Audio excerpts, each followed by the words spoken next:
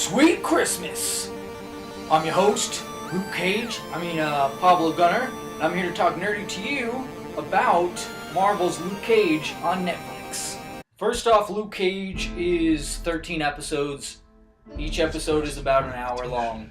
I have to say, I'm not very well versed in the origins of Luke Cage. I haven't read his original comics, so I didn't really know what I was getting into the show.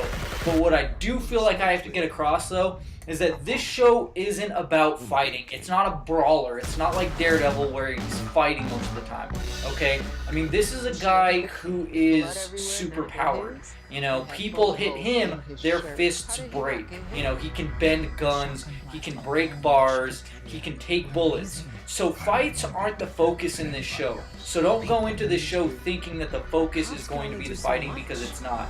There are a few solid, pretty epic fights, and there are points where throughout the show where you're worried about the character because they find ways around his impermeable skin to hurt him.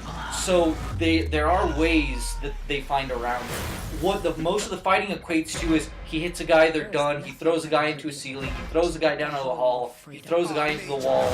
That's it. One punch, they're done. I will say, too, the show is a little bit slow, but to me, that's not a bad thing. Like, at first, you might think it's a bad thing because you're going through the show and you're like, not much has really happened. I don't really know where this is going. But that's not really necessarily a bad thing. You know, predictability is a bad thing, though. At the beginning, you have Luke Cage. He's in Harlem, which is so amazing. It's so rich of culture with the music and the style and the locations. It's fantastic. It gives so much personality. You know, it has its own personality. You know, it's pretty much its own character, each location and everything like that. It's wonderful. But beyond that, in the show, you have Luke Cage, and he's working at this barbershop. He's trying to keep it on the DL. There's this guy, and he's like, hey, you can help people. You should help people. He even calls him Power Man, which was a great homage to the comics. So at the beginning, he has his own, like, Ben Parker power responsibility arc going on that kind of thrusts him into going, okay, I'm going to start helping my city. I'm going to start help cleaning it up, fix the problems that there are.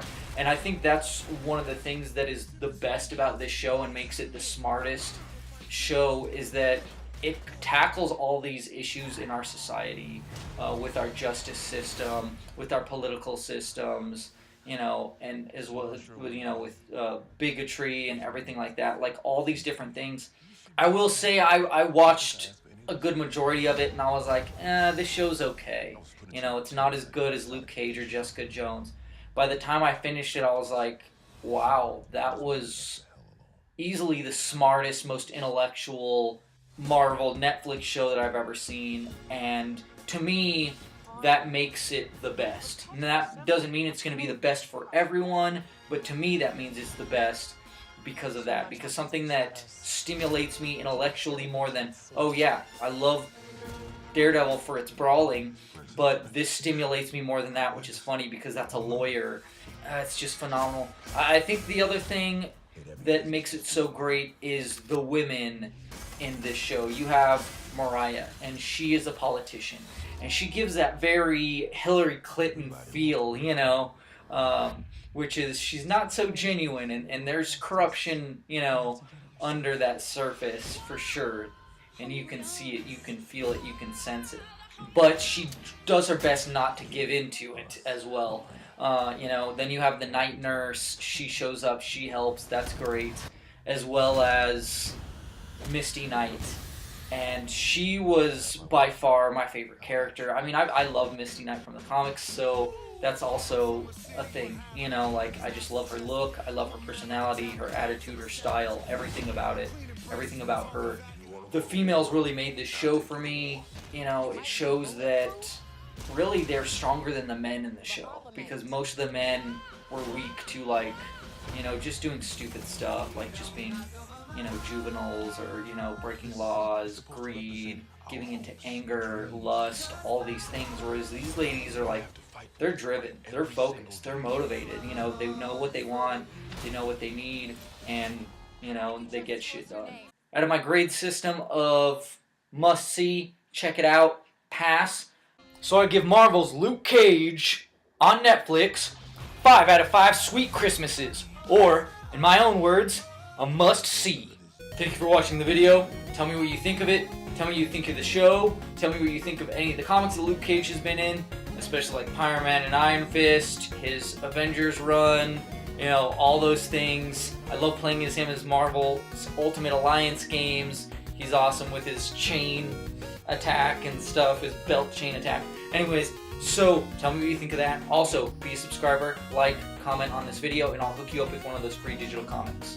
Power Man and Iron Fist number 8, Civil War 2 tie-in, International Iron Man number 7, The Mighty Thor number 11, The Vision 11. Like I said, be a subscriber, like and comment. I'll hook you up with one of those comics. And remember, always forward, and you can find all things Talk Nerdy to Me at TNTM the Show.